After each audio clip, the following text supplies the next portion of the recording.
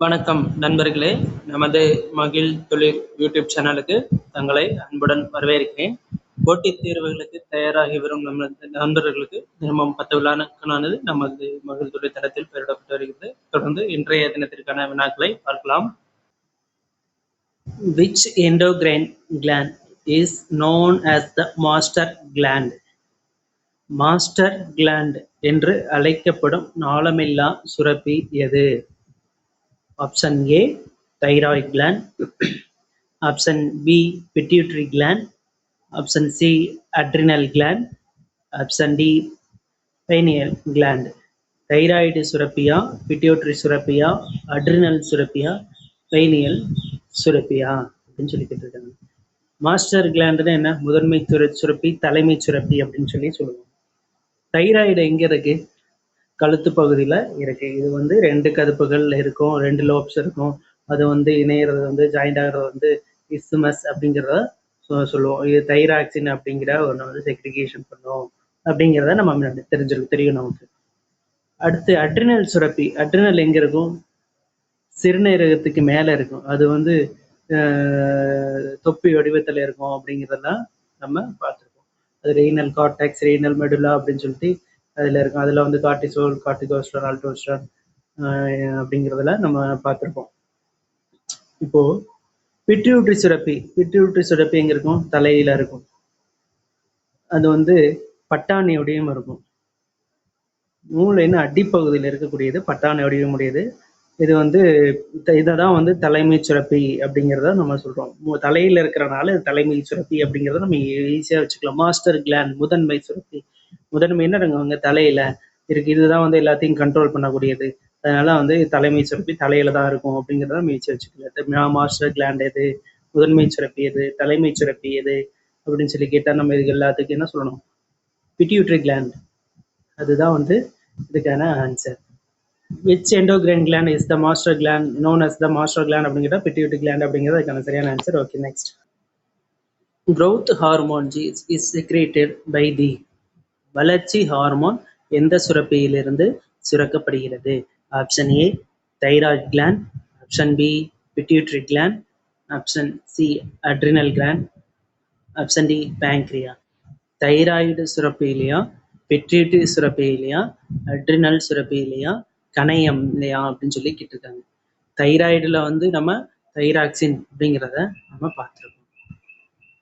கணையத்தின வந்து பேங்க்ரியா ஆல்பா செல், alpha பீட்டான் 2, alpha செல் குளுக்கோகுலம், beta செல் insulin அப்படிங்கிறதெல்லாம் பார்த்துருப்போம். இது adrenal, renal cortex, renal medulla அங்கே வந்து 3 இது இருக்கு அப்படின்றத நம்ம பார்த்துருப்போம்.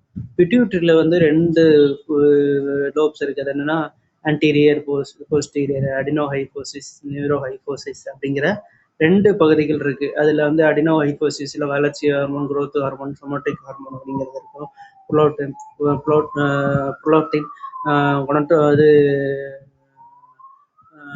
அட்ரினல் ஹார்மோன் இது எல்லாமே அங்க இருக்கும். தைராக்சின் இது எல்லாமே நம்ம வந்து அடினோஹைபோசிஸ்ல இருக்கும். growth ஹார்மோனும் அங்கதான் வரும். ஸோ வளர்ச்சி ஹார்மோன், growth ஹார்மோன் எந்த சுரப்பியில் சுரக்கப்படுகிறது அப்படின்னு சொல்லி கேட்டாங்கன்னா நம்ம பிட்யூட்டரி சுரப்பி அப்படிங்கிறது தான் இதுக்கான சரியான ஆன்சர். ஓகே.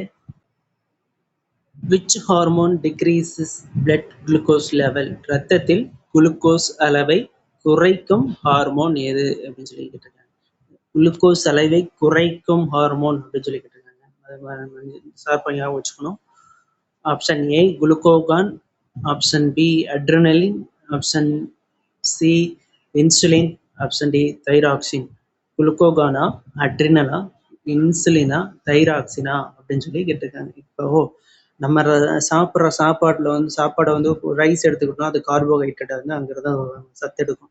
அந்த கார்போஹைட்ரேட் வந்து அளவுக்கு அதிகமாக இருக்கும்போது குளுக்கோஸை மாற்றும். அந்த குளுக்கோஸ் கிளைக்கோஜனை மாற்றி நம்ம வந்து மசில்ஸ்லையும் மற்றும் லிவர்லையும் ஸ்டோரேஜ் ஆகி வைக்கும் அப்படின்றது நம்ம பார்த்துருப்போம். அதை வந்து அதிக அளவில் இருக்கிறது நம்ம வந்து யூஸ் பண்ணாமல் இருக்கிற கலோரிஸ் எல்லாமே வந்து ஃபேட் ஆயிரும். நமக்கு நம்ம வந்து இந்த வயிற்று பகுதியில் இருக்கிறதெல்லாம் பார்த்து நிறைய தொப்பை இருக்கிறதெல்லாம் வந்து அதுதான் நம்மளுக்கு reason.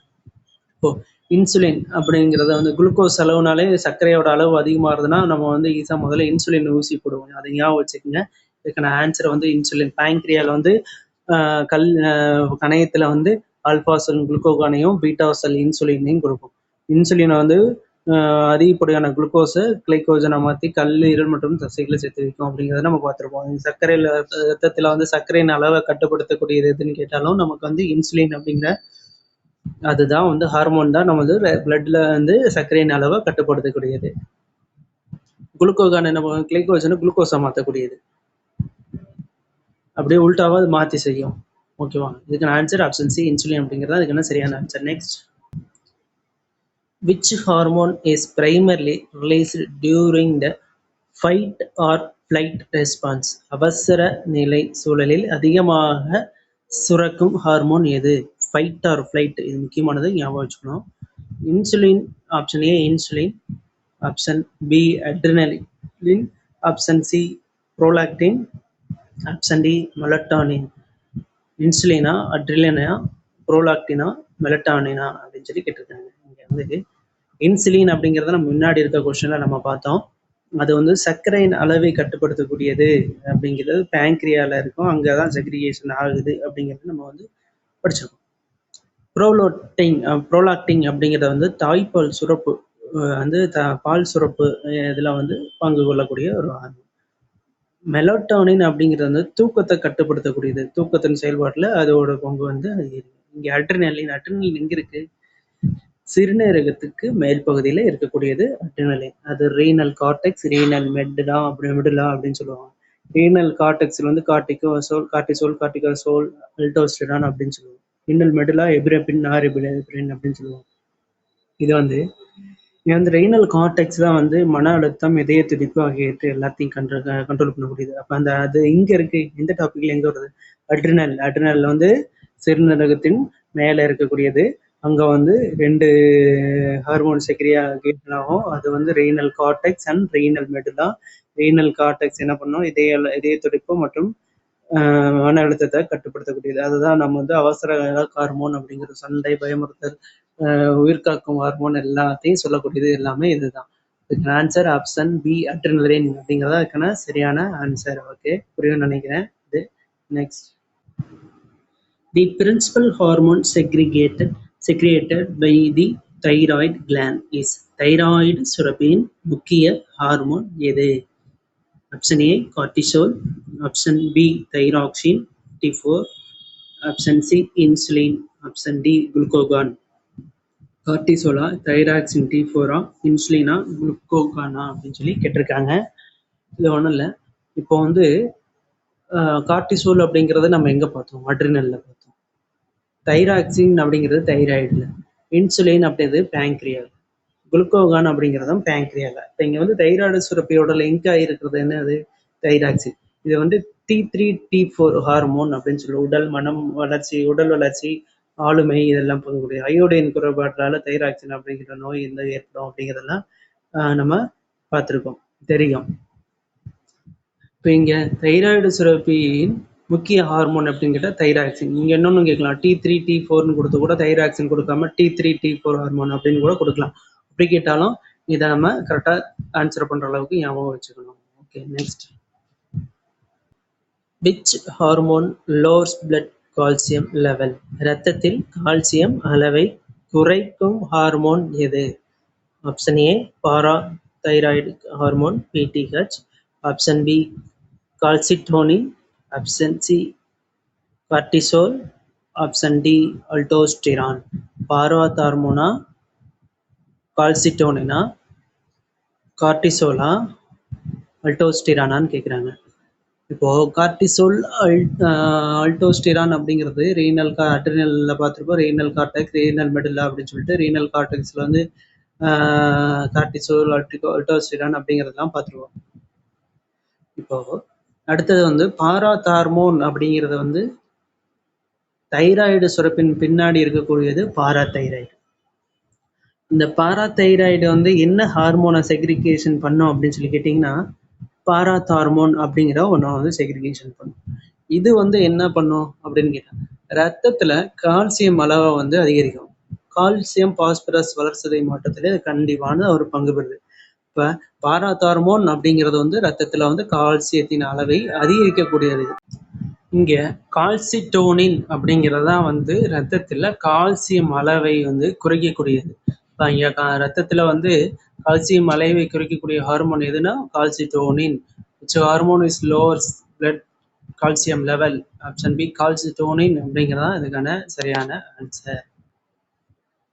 Parathyroid hormone is secreted by the. பாராதார்மோன் முக்கியமாக எந்த சுரப்பியிலிருந்து சுரக்கப்படுகிறது அப்படின்னு சொல்லி கேட்டிருக்காங்க. Option A thyroid gland, option B parathyroid gland, option C adrenal gland, option D pituitary gland.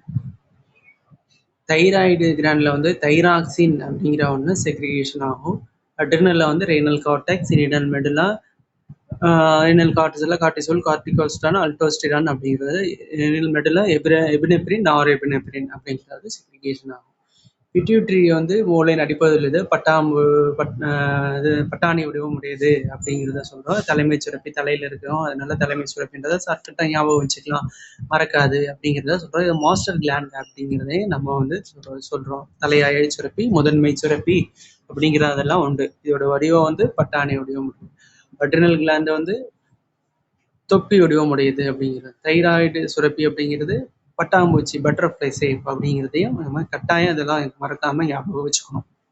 இப்போ பாராதார்மோன் வந்து பாராதைராய்டு தான் வந்து எங்க இருக்கு? 4 கதுப்புகள் இருக்கும். நம்ம தொண்டை பகுதியில் இருக்கக்கூடியது தைராய்டு. அதுதான் வந்து நம்ம இந்த கையை வச்சு பார்த்தாலே அந்த ஃபீலிங் இருக்கும். நம்ம அந்த தொண்டையில வந்து பெரிய பகுதி ஒன்று இருக்கும் முன்னாடி குரல் வலை பக்கத்துல, அது வந்து தைராய்டு. அது வந்து 2 கதுப்பு, மேலேயும் கீழேயும் கொஞ்சம் கேப் இருக்கும், பட்டர்ஃப்ளை மாதிரி இருக்கும். ஓகே, தைராய்டு பாராதைராய்டு அப்படிங்கிறது தான் அந்த இதுக்கு பின்னாடி. தைராய்டுக்கு அந்த தொண்டை பகுதியில் பின்பக்கத்துல 4 கதுப்பு இருக்கும். ரொம்ப சின்னதா வந்து அந்த பொட்டு ஷேப்ல வந்து இருக்கும். மேல 2 சைட்ல வந்து அப் அண்ட் டவுன்ல வந்து மேல ஒன்று கீழே ஒன்றுன்னு சொல்லிட்டு 2 பக்கமும் நமக்கு இருக்கும். அதுதான் வந்து பாராதைராய்டு. அங்க செக்ரிகேஷன் ஆகுறது தான் வந்து பாராதார்மோன் அப்படிங்கிறத நம்ம தெரிஞ்சுக்கணும். இப்போ தைராய்டு சுரப்பு இந்த தொண்டை பகுதியில் இருக்கும்னு சொன்னோம் இல்லையா, பட்டர்ஃப்ளை ஷேப் அப்படிங்கிறது. இந்த இடத்துல வச்சு பார்த்தீங்கன்னா, கையை வச்சு பார்த்தீங்கன்னா 2 கதுப்பு ஜாயிண்ட் ஆகிற இடத்துல இஸ்துமஸ் அப்படின்னு சொல்லுவோம். அந்த ஜாயிண்ட் நம்மளுக்கு தெரியும், அது வந்து இஸ்துமஸ். நீங்க ஒவ்வொரு கிளான்ஸையும் படிக்கும்போது உங்களை பத்தி நீங்க தெரிஞ்சுக்கிட்டனாலே போதும். நீங்க வந்து இப்போ பிட்யூட்டரி சுரப்பி இருக்கும், தலையில இருக்கும், தலைமை சுரப்பி, தலையாய சுரப்பி, முதன்மை சுரப்பி, மாஸ்டர் கிளாண்ட் அப்படிங்கிற பேர் சொல்லுவாங்க. எங்க இருக்கும்? அது மூளையின் அடிப்பகுதியில் இருக்கக்கூடியது. அது பட்டாணி வடிவத்துல இருக்கும் அப்படிங்கிறத நம்ம பார்த்துருக்கோம். அடுத்து என்ன சுரப்பி பார்க்குறோம்? இப்போ தைராய்டு எங்க இருக்கு? தொண்டை பகுதியில் இருக்கு. நான் சொல்றது எல்லாமே எண்டோகிரைன். இதுல தைராய்டு சுரப்பி வந்து நம்ம தொண்டை பகுதியில் இருக்கக்கூடியது. பாராதைராய்டு சுரப்பி எங்க இருக்கு? நம்ம பின்னாடி இருக்கக்கூடியது. எங்க? தொண்டையில தைராய்டு சுரப்பிக்கு பின்னாடி இருக்கக்கூடியதான் நம்மளுக்கு பாராதைராய்டு சுரப்பி அப்படிங்கிறத நம்ம பார்த்துருக்கோம். அட்ரினல் எங்க இருக்கு? சிறுநீரகத்தின் மேல் பகுதி. இது எல்லாமே நம்மளை பத்தி படிச்சக்கூடிய எல்லாமே இதுதான். நீங்க பெருசா எதையுமே யோசிக்க வேணாம். நம்மளை பத்தி நாம படிக்க போறோம்.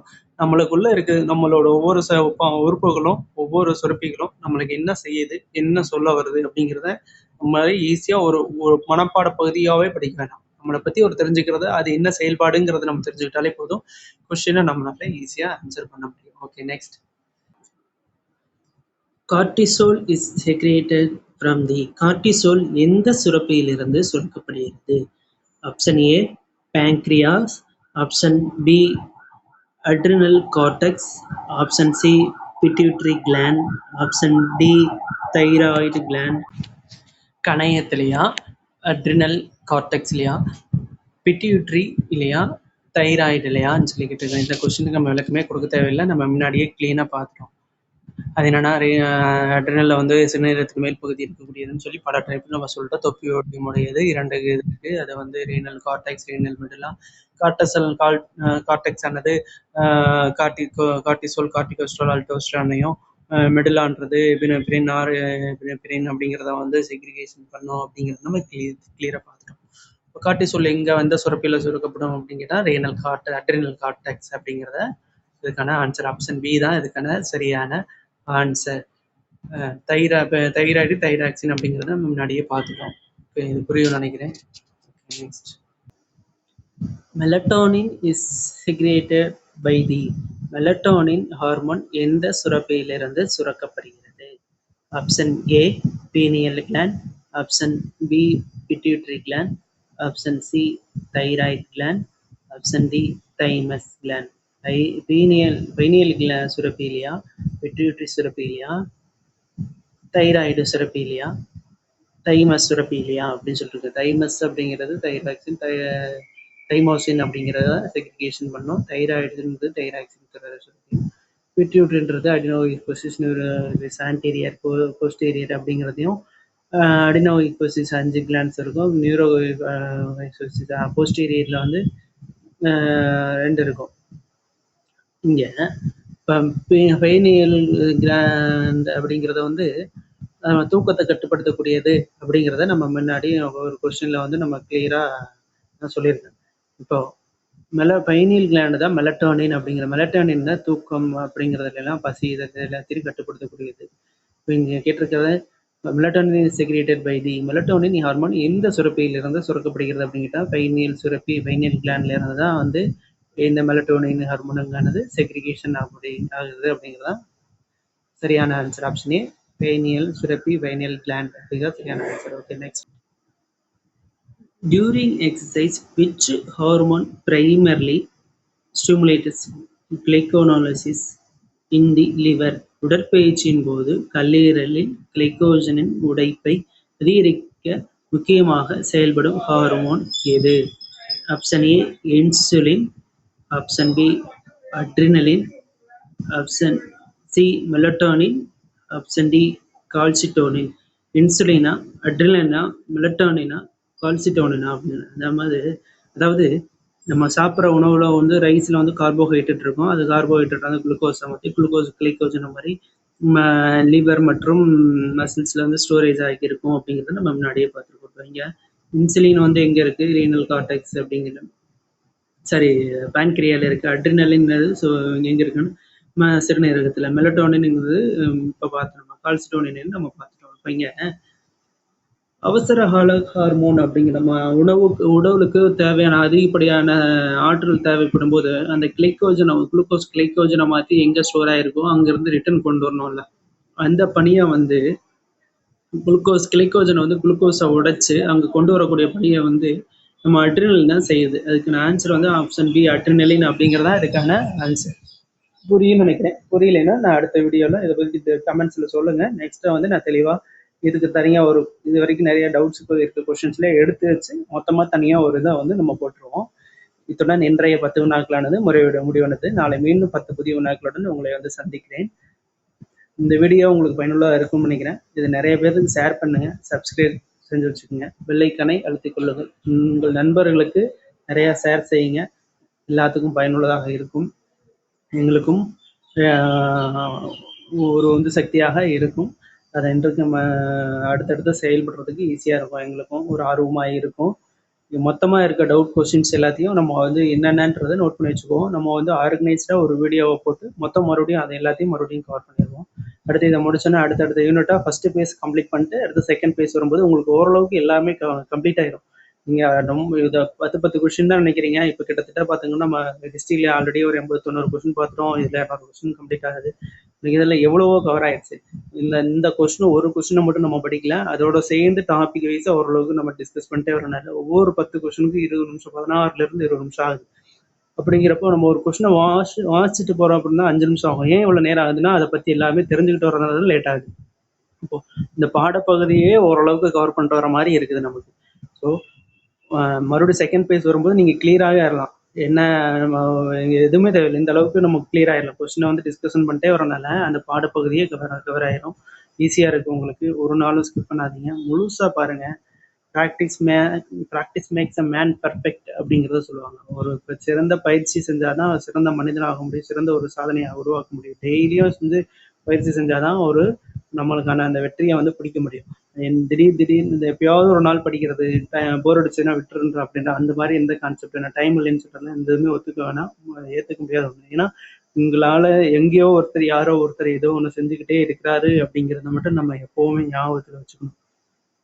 நம்ம செய்ய முடியாது அப்படிங்கிறத ஒன்று ஸ்கிப் பண்ணும்போது அது அங்கே யாரோ ஒருத்தர் கண்டிப்பாக செஞ்சுக்கிட்டு இருக்கிறாங்க. அவரால் முடியும் அப்படின்னா நம்மளால ஏன் முடியாது? நம்மளால முடியும் அப்படிங்கிற ஒரு நம்பிக்கையினால தான் நம்ம வந்து படிக்கிறதுக்கே இறங்கி வந்திருக்கோம். அப்போ அந்த திறமை இருக்கு, அதை வந்து பயன்படுத்த தவறுறது யாரோட தப்பு? நம்மளோட தப்பு. திறமை இருக்குன்றது நம்மளுக்கு தெரியும். அதனால தான் வந்து நம்ம எக்ஸாம் எழுதுனா பாஸ் ஆயிருவோம். நம்மளுக்கு ஈஸியா வேலை கிடைச்சிரும் அப்படிங்கிற ஒரு தைரியம், திறமை, தன்னம்பிக்கை இருக்குங்கிறத நம்ம இந்த களத்திலேயே வந்திருக்கிறோம். அதிலிருந்து ஒரு அடி கூட நம்ம பின்வாங்கக்கூடாது.